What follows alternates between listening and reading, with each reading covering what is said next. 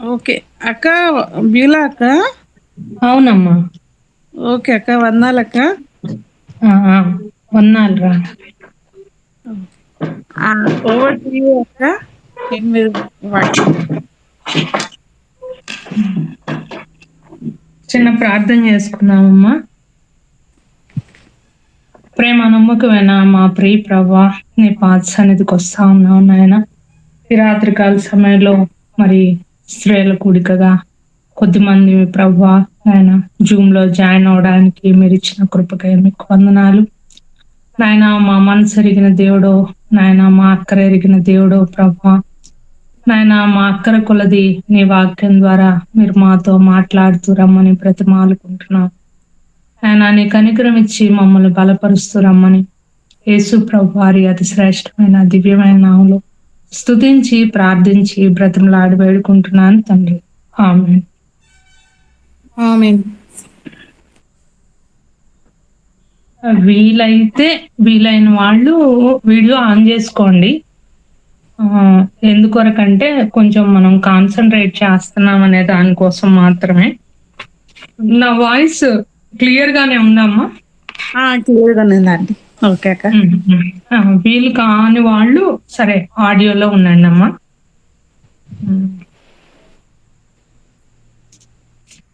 దేవుడు మనల్ని ఏ ఉద్దేశంతో ఆయన సృష్టించాడు, మనం ప్రభు ఉద్దేశంలో ఏమై ఉన్నాము అని ఆలోచన చేస్తే ఆదికాండం 1వ అధ్యాయం 26వ వచనంలో ఒక తలంపు చూద్దాం. ఎవరన్నా చదవగలిగిన వాళ్ళు చదవండి. ఆదికాండం 1వ అధ్యాయం 26వ వచనం నుంచి 30 వరకు చదవండి. దేవుడు మన స్వరూపమందు మన పోలిక చొప్పున నరులను చేయుదుము. వారు సముద్రపు చేపలను, ఆకాశ పక్షులను, పశువులను, సమస్త భూమిని, భూమి మీద ప్రాకు ప్రతి జంతువును ఏలుదురుగాకనియు పలికెను. దేవుడు తన స్వరూపం ఇంకా నరుని చదవండి అమ్మా. దేవుడు తన స్వరూపమందు నరుని సృజించెను. దేవుని స్వరూపమందు వారిని సృజించెను. స్త్రీనిగాను పురుషునిగాను వారిని సృజించెను. దేవుడు వారిని ఆశీర్వదించెను. ఎట్లనగా, మీరు ఫలించి అభివృద్ధి పొంది విస్తరించి భూమిని నిండించి దానిని లోపరుచుకొనుడి. సముద్రపు చేపలను, ఆకాశ పక్షులను, భూమి మీద ప్రాకు ప్రతి జీవిని ఏలుడని దేవుడు వారితో చెప్పెను. దేవుడు, ఇదిగో భూమి మీదనున్న విత్తనములనిచ్చు ప్రతి చెట్టును, విత్తనములనిచ్చు వృక్ష ఫలములు గల ప్రతి వృక్షమును మీకిచ్చి ఉన్నాను. అవి మీకు ఆహారమగును. భూమి మీద నుండు జంతువులన్నిటినీ, ఆకాశ పక్షులన్నిటినీ, భూమి మీద ప్రాకు సమస్త జీవులకును పచ్చని చెట్లన్నీయు ఆహారమగునని పలికెను. ఆ ప్రకారమాయెను. దేవుడు తాను చేసినది యావత్తును చూచినప్పుడు అది చాలా మంచిదిగా ఉండెను. అస్తమయమును ఉదయమును కలుగగా 6వ దినమాయెను. ఓకే అమ్మా, వందనాలు. దేవుడు సృష్టించినటువంటి ఉద్దేశంలో మానవుని తన స్వరూపంలో తన పోలిక చొప్పున మానవుని సృష్టించాడు. తన స్వరూపము అంటే ప్రేమ. దేవుడు ప్రేమ అయి ఉన్నాడు. దేవుడు ప్రేమ స్వరూపి. చాలా లక్షణాలు ఉన్నాయి, కానీ వాటిల్లో ఒక మాట మాత్రం మనం ఆలోచన చేద్దాం. ప్రభు ప్రేమ కలిగిన వాడుగా ఉన్నాడు కాబట్టి ఆయన ప్రేమని మనలో ఉంచి మనల్ని సృష్టించాడు. ప్రతి సృష్టిలో ఉన్నటువంటి ప్రతి దాన్ని మానవునికి అప్పచెప్పాడు. దీన్ని మీరు ఏలండి, దీన్ని లోబరుచుకొనండి. దేవుడు మనకి ఏమిచ్చాడు అంటే ఏలడానికి, లోబర్చుకోవడానికి. సృష్టిని సృష్టించి మనకిచ్చింది. ఎలా సృష్టించాడు అంటే చాలా మంచిగా అనిపించిందంట. సృష్టి ప్రభువు చేసినప్పుడు చాలా మంచి దాన్ని తీసి మానవుని చేతిలో ఇచ్చారు. తర్వాత మరి కుటుంబ జీవితంలో మరి మనం కానీ చూస్తే తల్లి, తండ్రి, పిల్లలు, వృద్ధులు, దాసులు అంటే పాత నిబంధనలో అయితే దాసులు దాసులు ఉన్నారు అంటే వాళ్ళు యజమానుల పోర్షన్ కూడా ఉండేది. అయితే దేవుడు బ్లెస్ చేసినటువంటి విధానం, ఆశీర్వదించినటువంటి విధానంలో మీరు ఫలించి అభివృద్ధి పొంది విస్తరించండి అంటే కేవలం పిల్లల్ని పుట్టించి భూమిని నింపడం కొరకు మాత్రమే మానవుని సృష్టించలేదు. దేవుడు యోహాను సువార్త 15వ అధ్యాయం ప్రకారం ఆయన ద్రాక్షవల్లి అయినప్పుడు ఆయనలో మనం తీగలుగా ఉన్నాం. అంటే ఆయనతో అంటు కట్టబడితేనే మన కుటుంబ జీవితం అనేటువంటిది ఆత్మీయంగా అర్థవంతంగా ఫలించేటువంటిదిగా ఉంటది. ఇక్కడ మీకు ఒక ఎగ్జాంపుల్ చెప్పాలనుకుంటున్నాను. లోపరుచుకొనండి, ఏలండి అన్నప్పుడు ఒక స్కూల్లో హెడ్ మాస్టరు, టీచర్సు, పిల్లలు ఉంటారు. పిల్లల భవిష్యత్ కొరకు, పిల్లల యొక్క మంచి భవిష్యత్ కొరకు, వాళ్ళని చక్కని విద్యాబుద్ధులు ఇవ్వడం కొరకు హెడ్ మాస్టర్ గారు, టీచర్స్ ఒక ప్లాన్ కలిగి ఉంటారు. వాళ్ళు చక్కగా వాళ్ళ వాళ్ళ యొక్క పని చేసినప్పుడు పిల్లలకి మేలు జరుగుతుంది. అక్కడ ఏలడం అనేది, రూల్ చేయడం అనేది హెడ్ మాస్టరు ఆయన చెప్పిన దాని ప్రకారం టీచర్స్ పని చేస్తారు. మేలు పొందేది పిల్లలు. అలానే కుటుంబ జీవితంలో రూల్ చేయడం అనగానే మన మీద రూడ్ గా కాదు, చాలా చక్కని సావధానమైనటువంటి చక్కని ఫలితం కొరకు పనిచేసేటువంటిది. దేవుడు ప్రేమ అయ్యున్నాడు. ఆ ప్రేమ మనలో గాని ఉంటే దేవుడు మనకి పని చెప్తాడు. మరి మనం ఇప్పుడు తీతు పత్రిక కొద్దాం. తీతు పత్రిక 2వ అధ్యాయం, తీతు పత్రిక 2వ అధ్యాయం 3వ వచనం నుంచి చదువుతాం.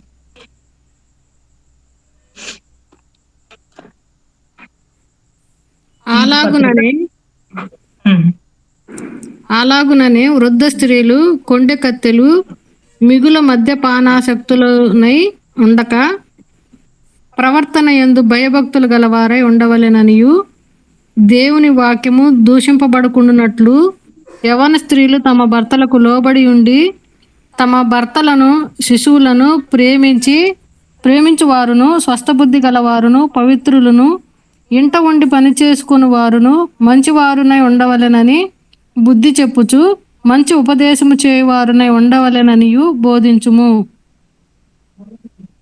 అటువలనే స్వస్థబుద్ధి గలవారై ఉండవలెనని. అయితే మనం ఇక్కడ స్త్రీలుగా మన పోర్షన్ ని మనం బాగా స్టడీ చేద్దాం. తర్వాత వాళ్ళ పోర్షన్ మనం ఇప్పుడు మనకి స్త్రీల కూడికలో మనకు అవసరం లేదు, కానీ కుటుంబాలుగా మీరు రెండిటిని మీ భాగం స్త్రీల పోర్షన్ వచ్చినప్పుడు మీరు చదవండి. మరి కుటుంబంలో మీ భర్తలు దేవుని నమ్ముకొని వాక్యం చదివే వాళ్ళైతే వాళ్ళతో చదివించండి. ఇద్దరు కలిసి ప్రార్థన చేసుకోండి. అయితే మన పోర్షన్ ని మనం ధ్యానం చేద్దాం.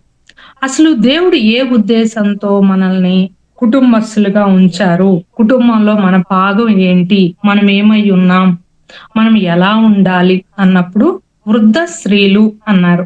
వీళ్ళు మన ఇంట్లో సీనియర్ సిటిజన్స్, అత్తో అమ్మో ఎవరో పెద్దవాళ్ళు. ఎలా ఉండాలంటే వాళ్ళు మాదిరికరమైనటువంటి జీవితం కలిగి ఉండాలి. కొండగత్తెలుగా ఉండొద్దు. అంటే ఇక్కడిదక్కడ అక్కడిక్కడ చెప్పి మరి తాకట్లు పెట్టేటువంటి వాళ్ళుగా ఉండొద్దు. సరే, వాళ్ళ గురించి మనం ప్రక్కన ఉంచితే యవ్వన స్త్రీలు ఎలా ఉండాలి? భర్తలకు లోబడే వాళ్ళుగా ఉండాలి. ఇందాక చెప్పాను కదా, లోబడ్డం అంటే ఏంటి అంటే ఇప్పుడు మీరు దాదాపు జూమ్ లో అటెండ్ అయిన వాళ్ళు, మీరు జాబ్ చేస్తా కానీ ఉన్నట్టయితే ఏదైనా మనం ఒక మెయిల్ చేయాలంటే మొత్తం మనం టైప్ చేస్తాం. టైప్ చేసిన తర్వాత సబ్మిట్ అనే బటన్ నొక్కితే మాత్రమే అది ఫార్వర్డ్ అవుతుంది, వాళ్ళకి వెళ్ళాల్సిన వాళ్ళకి రీచ్ అవుతుంది.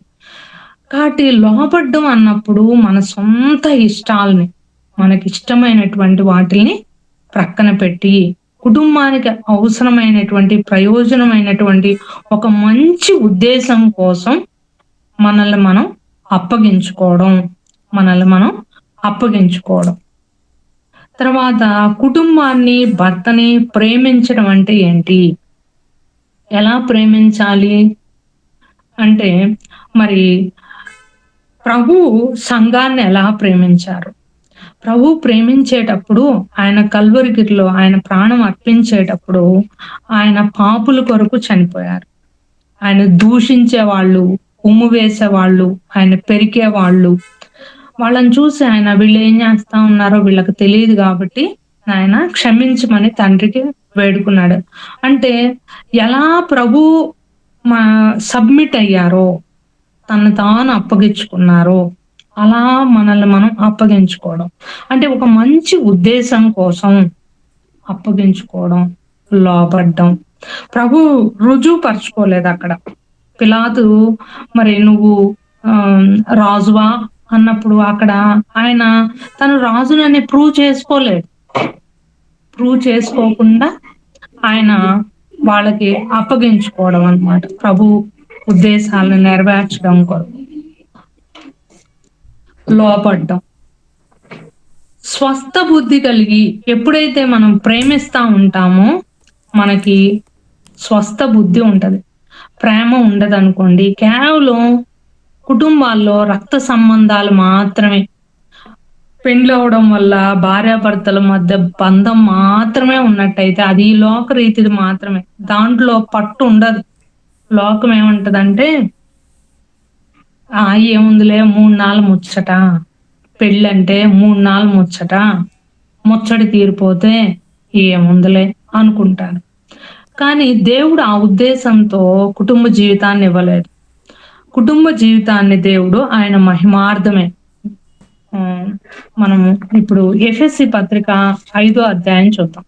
ఎఫెసీ పత్రిక 5వ అధ్యాయం.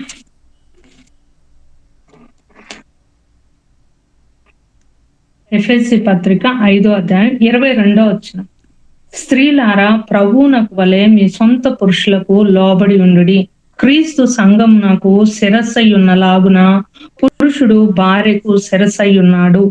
క్రీస్తు శరీరమునకు రక్షకుడై ఉన్నాడు.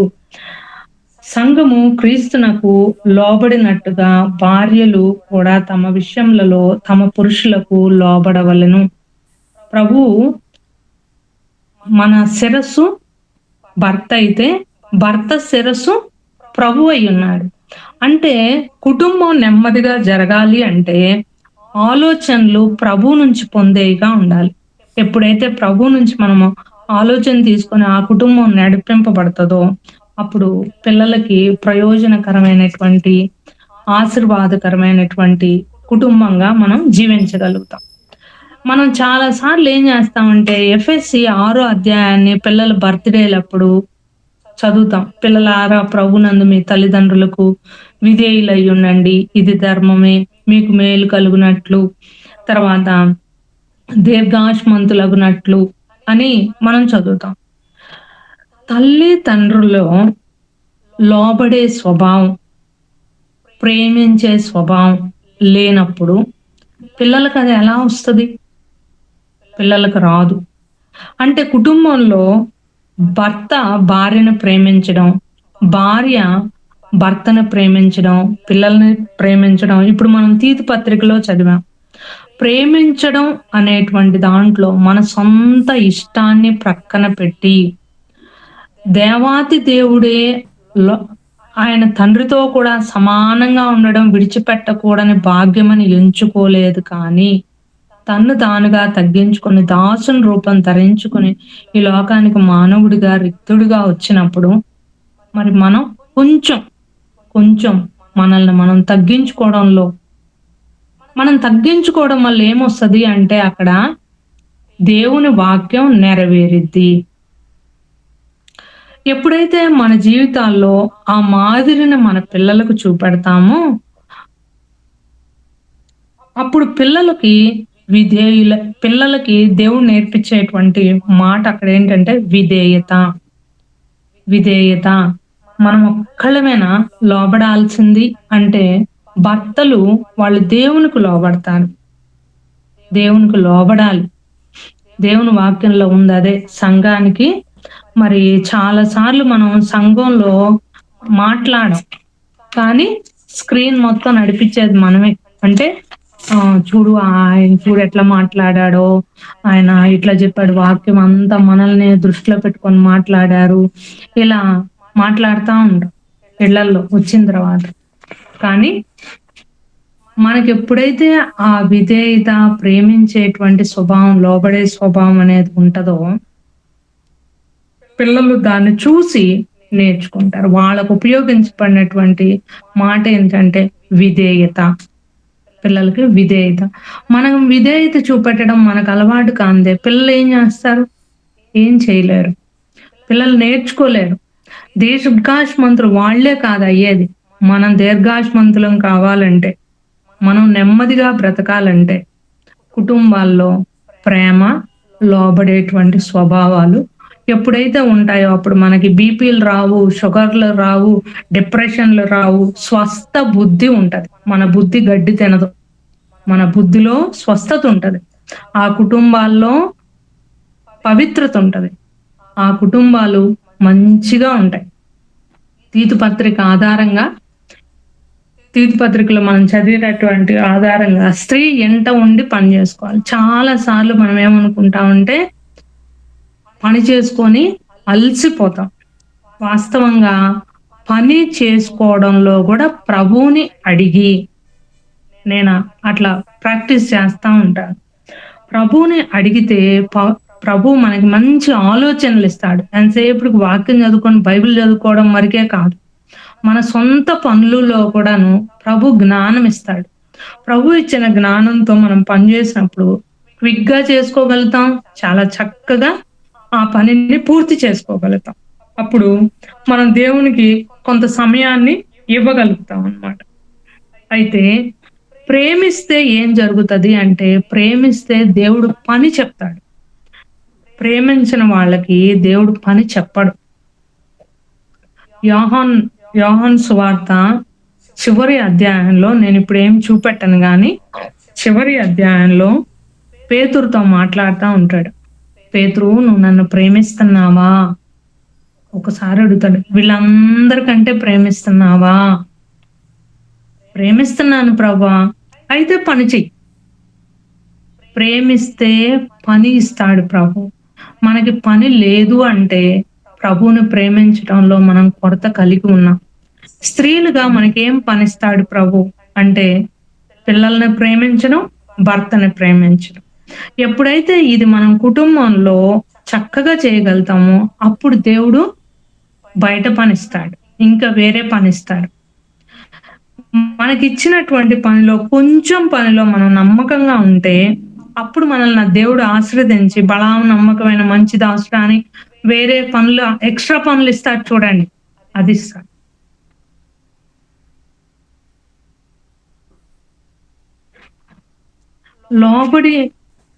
లోబడి జీవిస్తా ఉన్నప్పుడు ఏం జరుగుతుంది అన్నప్పుడు, మంచి ఉపదేశం చేసే వాళ్ళుగా, అంటే మనం చెప్పే మాట వేరే వాళ్ళు వినాలి. మన కుటుంబంలో పిల్లలు మన మాట వినాలి అంటే మనం లోబడేటువంటి తల్లులుగా, లోబడే భార్యగా,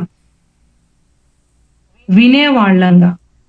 చాలా సార్లు పిల్లల మాట మనం వినం. వాళ్ళు కూడా చెప్పాలని ఉంటది కదా, వినే వయసులో వాళ్ళు చెప్తున్నప్పుడు మనం వింటా ఉన్నప్పుడు వినేటువంటి మనసు ఎప్పుడైతే మనకు ఉంటుందో వాళ్ళని మనం అర్థం చేసుకోగలుగుతాం.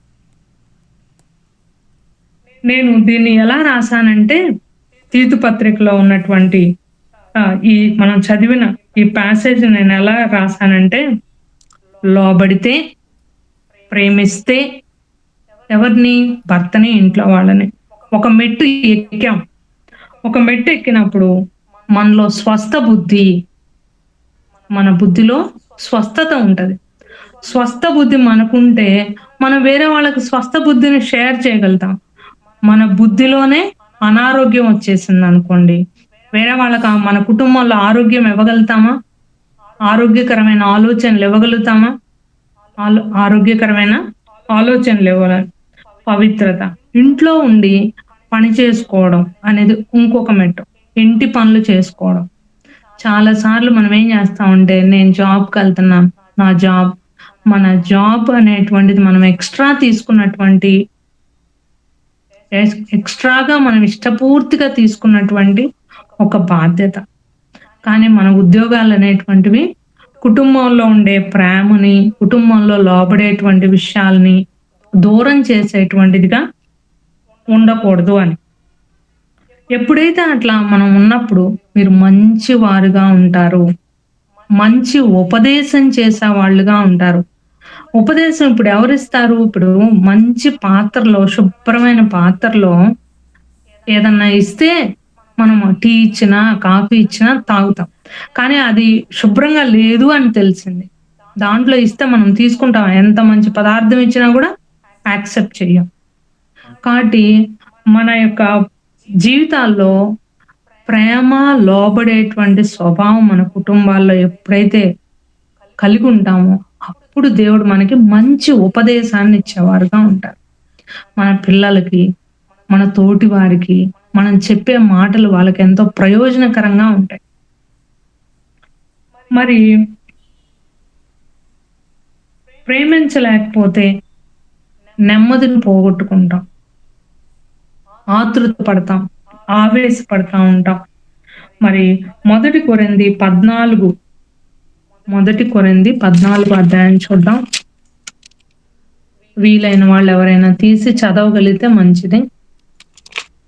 మొదటి కొరింథీ 14, 34 నుంచి 36 వచనాలు. 34 నుంచి.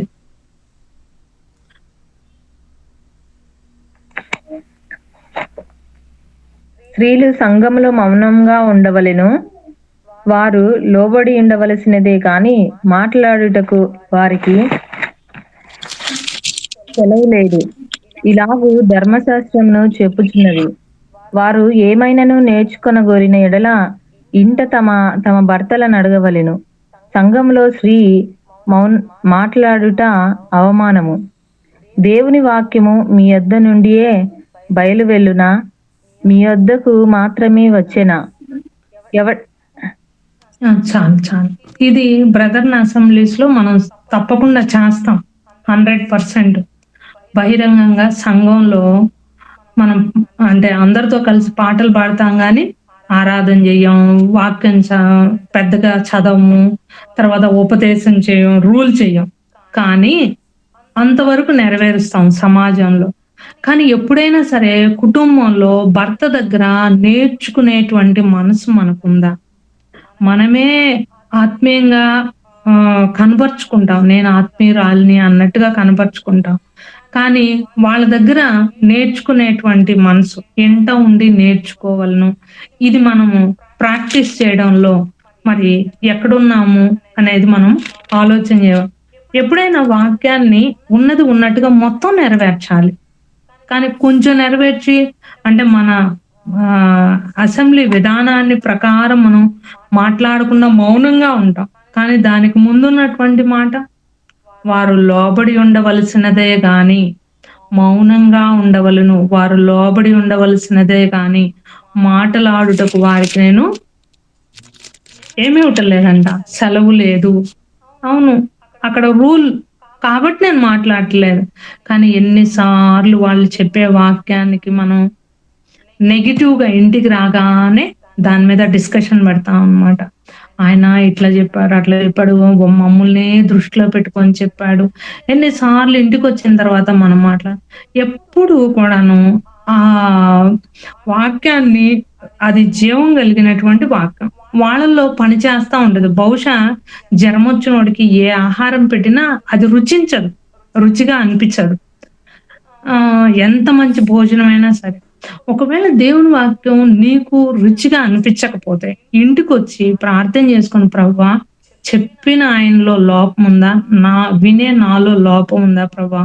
ఎందుకు నాకు వాక్యం రుచించలేదు ప్రభువా? జరమొచ్చినోడికి ఎట్లా ఉందో నాకు ఈరోజు అట్లా ఉంది ప్రభువా అని మనం ఎప్పుడన్నా పరీక్ష చేసుకొని ప్రార్థన చేసుకుంటామా? ప్రార్థన చేసుకునే వాళ్ళైతే మంచిదే. ఒకవేళ అలా ప్రార్థన చేసుకోకుండా ఇంట్లో గాని డిస్కషన్ చేస్తే పిల్లలు ఏం నేర్చుకుంటారు? పిల్లలు ఏం నేర్చుకోరు.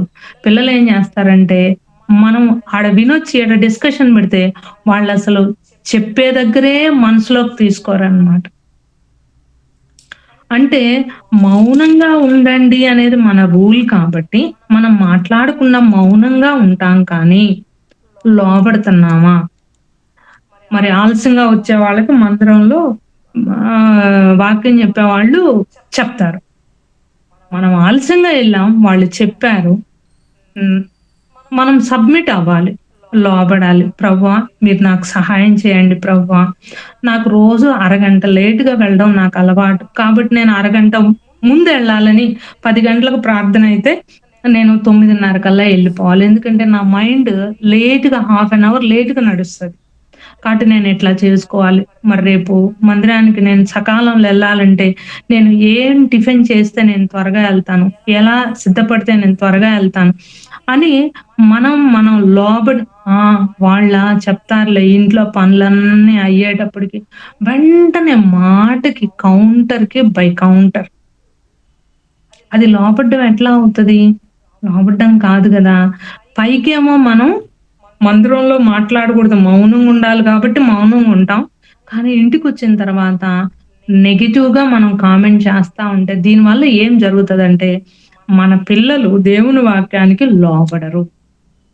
మనం లోబడం, మన పిల్లలు గూడా దేవుని వాక్యానికి లోబడరు. అప్పుడేమైద్ది మందిరానికెళ్ళేది ఎందుకు అంటే, జస్ట్ వాళ్ళని వీళ్ళని అటెండెన్స్ ఏపిచ్చుకోవడానికి, మన డ్రెస్ అది చూపెట్టుకోవడానికి, లేదంటే ఒక ఆచారంగా వెళ్ళడం ఇదవుతదనమాట. కాబట్టి లోబడడం, లోబడడం అనేటువంటిది మాట నేర్చుకోవడం. ఇంట్లో నేర్చుకోవాలి. ఇంట్లో నేర్చుకోవాలి. ఇంట్లో నేర్చుకోవడం ఎప్పుడు నేర్చుకోగలుగుతాం? ఇంట్లో ఎప్పుడు నేర్చుకోగలుగుతాం? కుటుంబ ప్రార్థన జేసుకోవడం. కుటుంబ ప్రార్థనలో వాక్యం వాళ్ళు నాకు కొంచెం వాక్యం అనుభవం ఉందనుకో, ఇక నేనే మాట్లాడేస్తా అన్నమాట. నేనే పిల్లలకి జెప్పేస్తా. అది కాదు గదా! ఇంట్లో నేర్చుకునేటువంటి అవకాశం మరి భర్తకి మనము ఆ సమయం ఇచ్చినప్పుడు వాళ్ళు చెప్పడం. రెండే మాటలు వివరించనియండి. వాళ్ళు వివరించిన తర్వాత వాళ్ళనే ప్రార్థన జేయనియండి. కొన్నిసార్లు బయటికి చెప్పలేని విషయాలు ప్రార్థనలో ప్రభుతో చెప్తా ఉంటారు. మనం ఏకీభవించడం. ఇది మరి ఈ రకంగా మనం లోబడడం అనేది ప్రాక్టీస్ చేయడానికి ఒక మంచి మార్గం అన్నమాట. లోబడ్డానికి ఇది చక్కని.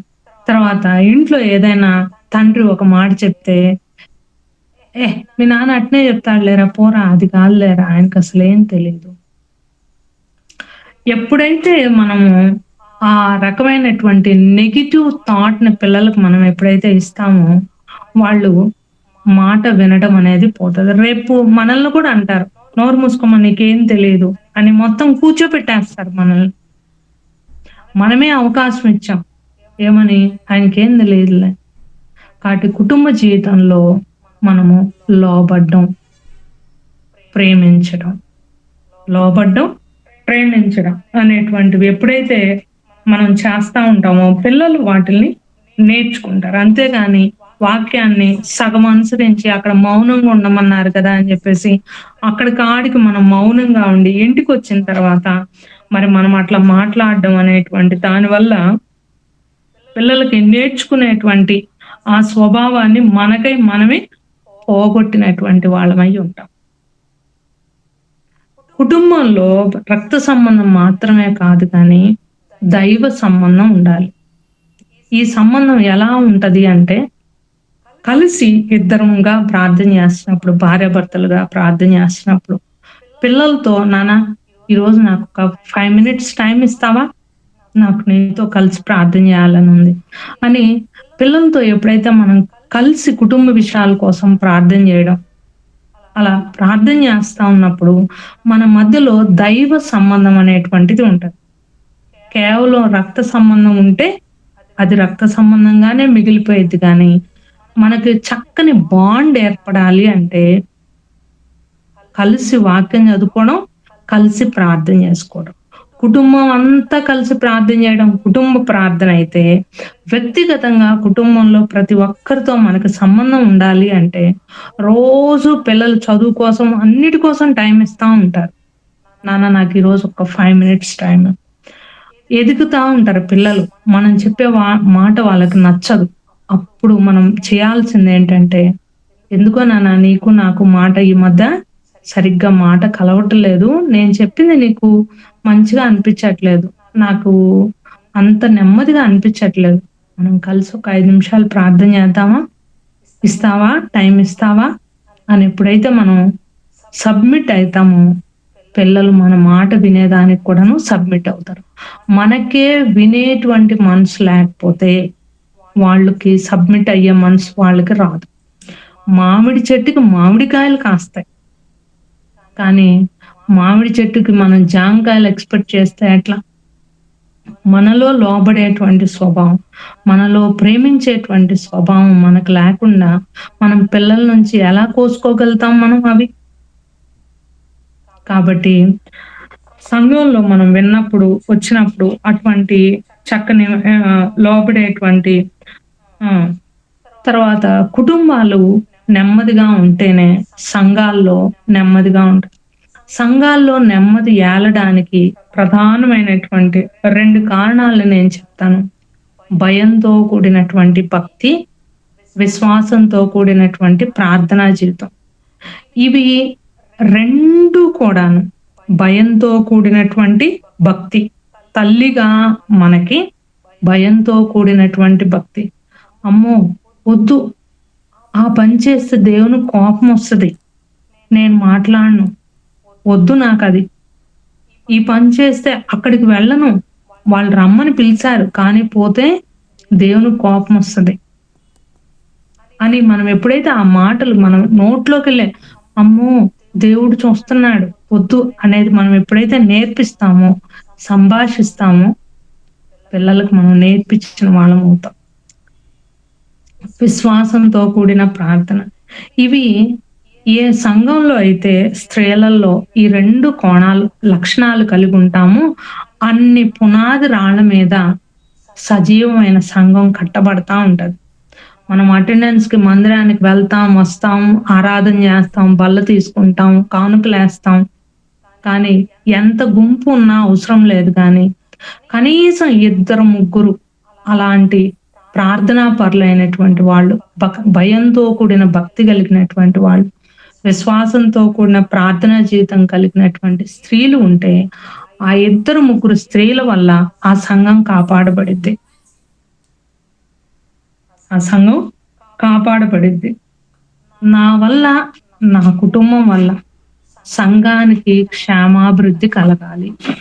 నా వల్ల, నా పిల్లల వల్ల, నా కుటుంబం వల్ల సంఘానికి నష్టం కలిగేటువంటిది ఏది జరగొద్దు ప్రభువా అనేటువంటి ప్రార్థన మనకి కలిగి ఉండడం అనేది అవసరం అన్నమాట. మరి ఇక్కడ మనం చదివిన దాంట్లో ఒకసారి ఆదికాండం 3వ అధ్యాయంలో చూద్దాం. ఆదికాండం 3వ అధ్యాయంలో చూద్దాం.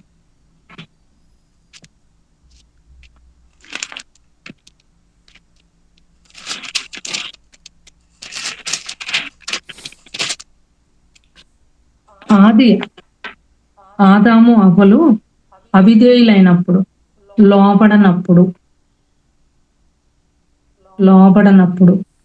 దేవుడు చెప్పిన మాటకి అవిధేయులైనప్పుడు వాళ్ళకు వచ్చినటువంటి శాపాన్ని ప్రభువు ఇచ్చినటువంటి శిక్షను గాని మనం చదివితే, ఆదికాండం 3వ అధ్యాయం 14 నుంచి చదువుతాం. అందుకు దేవుడైన యెహోవా సర్పంతో, నీవు దీన్ని చేసినందున పశువులన్నిటిలోనూ నీవు శపింపబడిన దానివై నీ కడుపుతో ప్రాకుచు, నీవు బ్రతుకు దినములన్నీ మన్ను తిందు, మరియు నీకును స్త్రీకిని నీ సంతానమునకును ఆమె సంతానమునకు వైరము కలుగజేసేదను. అది నిన్ను తల మీద కొట్టును, నీవు దాన్ని మడిమ మీద కొట్టుదు అని చెప్పాను.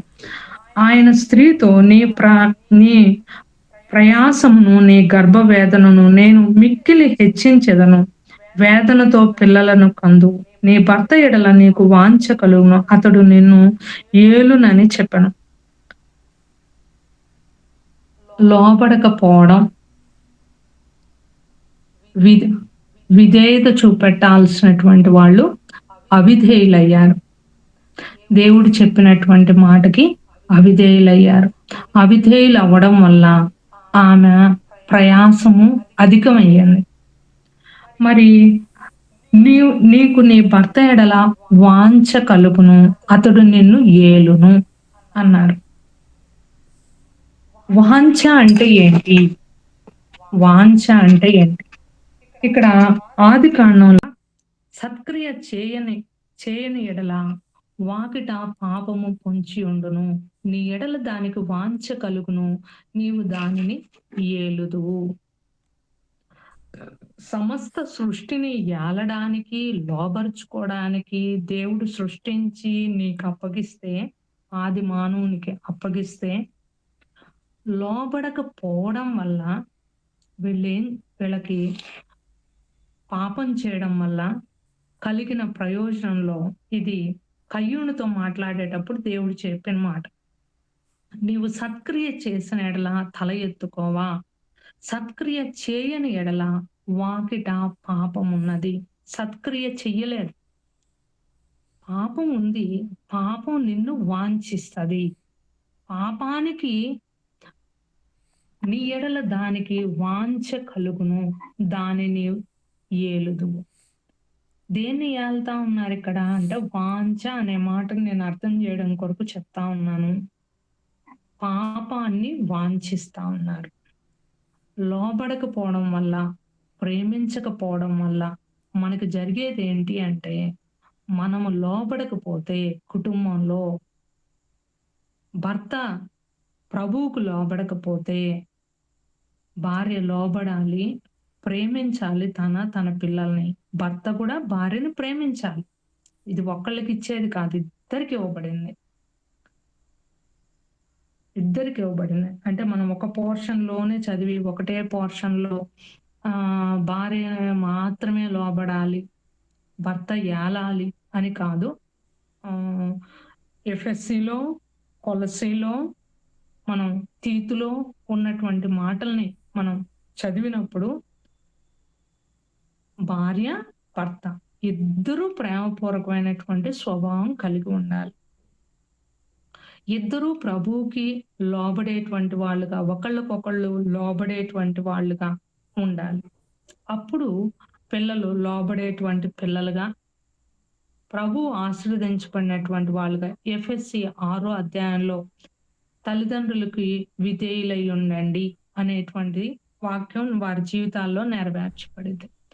అయితే ఎప్పుడైతే ఇక్కడ పాపం చేశారో ఆమెకి వాంఛిస్తుంది, నీకు వాంఛ కలుగును. దేనికి? నీలో పాపం ఉంటే పాపం నిన్ను ఇష్టపడిద్ది. నీలో సమాధానం ఉంటే నిన్ను సమాధానం కోరుకుంటది. అంతే కదా. కయ్యూని జీవితంలో నీ ఎడల దానికి వాంఛ కలుగును, దానిని ఏలదు. నీ కుటుంబంలో అసమాధానాన్ని నువ్వు కలిగి ఉంటే, నీ హృదయంలో అసమాధానాన్ని కలిగి ఉంటే, నీ కుటుంబంలో అసమాధానమే నింపబడిద్ది. నీ కుటుంబాన్ని ఏలేదు కూడా అసమాధానమే. నువ్వు ప్రేమను చూపెట్టు, నీ హృదయంలో క్రీస్తు ప్రేమను నింపుకో. నీ భర్త రక్షించబడినా రక్షించబడకపోయినా, నువ్వెప్పుడైతే నీ హృదయంలో క్రీస్తు ప్రేమను కలిగి ఉంటావో అప్పుడు కుటుంబంలో క్రీస్తు ప్రేమ నింపబడుతుంది, అది ఏల్తది. ఇక్కడ కయ్యూని జీవితంలో పాపం ఏల్తుంది. హవ్వకు చెప్పారు, ఆయన నిన్ను ఏల్తాడు. ఏంటి ఏలడం అంటే? ఏంటి? నడిపించేవాడై ఉంటాడు. మరి ఒక దగ్గర ప్రేమ లేదు అంటే ఇంకొకళ్ళ ప్రేమతోని మరి మండే నిప్పులకి నీళ్లు పోస్తే ఏమవుతుంది? నిప్పు ఆరిపోతుంది. కాబట్టి మరి లోబడేటువంటి స్వభావం, ప్రేమ స్వభావం లేకపోతే ఆ కుటుంబంలో ఏ రకమైనటువంటిది ఏల్తది అంటే పాపం ఏల్తది. పాపం ఏళ్తది. కాబట్టి ఈ యొక్క మీటింగ్‌లో మనము నేర్చుకునేటువంటి ఈ నూతన సంవత్సరంలో మొదటిగా మరి ఇశ్రాయేల్ కూడికలో మనం కలిగున్నప్పుడు య దేవుని దేవునికి మనం ఎలా లోబడాలి అనేటువంటి మనసు కలిగున్నామో, అలా కుటుంబంలో ఉన్నటువంటి భర్తకి మరి లోబడతా ఉన్నప్పుడు, పిల్లల్ని ప్రేమిస్తా ఉన్నప్పుడు, భర్తను ప్రేమిస్తా ఉన్నప్పుడు, మన ఇష్టాలను పక్కన పెట్టి ఎప్పుడైతే మనం లోబడుతున్నామో, అప్పుడు దేవుని వాక్యాన్ని మనం నెరవేర్చిన వాళ్ళం అవుతాం. ఒకవేళ ఇవి గాని చేయలేవనుకోండి, దేవుని వాక్యాన్ని మనం మీరిపోయిన వాళ్ళమే. ఆదాము, అవ్వలు పాపం చేశారు అని మాట్లాడే మనం, వాళ్ళ పాపం వల్ల శపించబడింది హవ్వ మాత్రమే కాదు, ఆదాము కూడా. ఆదాముతో చెప్పినప్పుడు ఏం చెప్పారు? భూమి శపించబడింది. చెమటోరుస్తావు, నువ్వు కష్టపడతావు, కష్టపడి తింటావు అంటే ఒక్కడేనా తినేది? ఇద్దరు. కాబట్టి పాపానికి వచ్చే ఫలితాన్ని అనుభవించేటప్పుడు కుటుంబంలో ఉన్నటువంటి ఇద్దరమే అనుభవిస్తాం. మనం లోబడే స్వభావం లేకపోతే ఆ ఫలితాన్ని ఇద్దరం అనుభవిస్తాం. కుటుంబంలో ప్రేమించలేనటువంటి స్వభావం మనకుంటే ఆ ఫలితాన్ని ఇద్దరం అనుభవిస్తాం. ఇద్దరమే కాదు, మన కుటుంబంలో ఉన్న పిల్లలు కూడా అనుభవిస్తారు. కాబట్టి దేవుని వాక్యానికి నేను లోబడుతున్నాను అనే ఉద్దేశంతో మనల్ని మనం ప్రభువుకి అప్పచెప్పుకున్నాం. మరి మన కుటుంబానికి శిరసై ఉన్నటువంటి భర్తను కూడా లోబడేటువంటి మనసు కలిగి ఉందాం.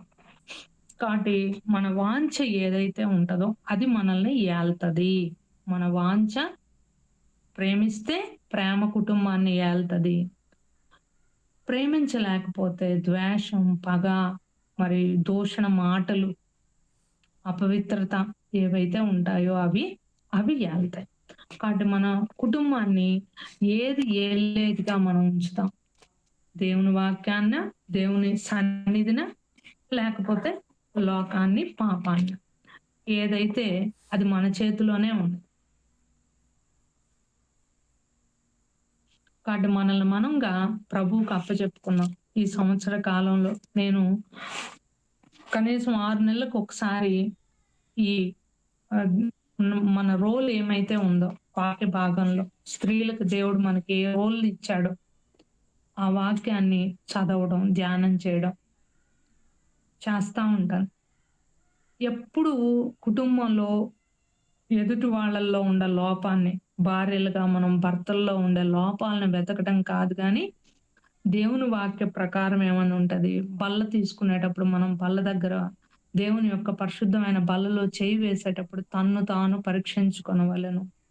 దేవుని వాక్యం దగ్గరకు వచ్చినప్పుడు, దేవా నా భర్త నన్ను ప్రేమించట్లేదు, వాళ్ళ అమ్మను, వాళ్ళోళ్ళను, అదో ఇదో ఏమేమో మనం చెప్పుకుంటాం. కానీ దేవుని వాక్యం వెలుగులో నేను ఎంతవరకు లోబడాలి ప్రభువా, నాకు నేర్పించు ప్రభువా, నాకు సహాయం చేయి ప్రభువా, ఇది నా కొరత ప్రభువా అని మనం ఎప్పుడైతే ప్రభువుకి అప్పచెప్పుకుంటామో, ప్రభువు సహాయం చేసి మన కుటుంబాన్ని ఆయన ఏలేవారుగా ఉంటారు. ఎప్పుడైతే ఈ రకమైన జీవితం మనం జీవిస్తామో, మన వల్ల, కుటుంబం వల్ల సంఘానికి కూడా క్షేమాభివృద్ధి కలుగుతది. ఈ కొద్ది మాటలు దేవుని మన వినికిడిలో ఆశీర్వదించును గాక.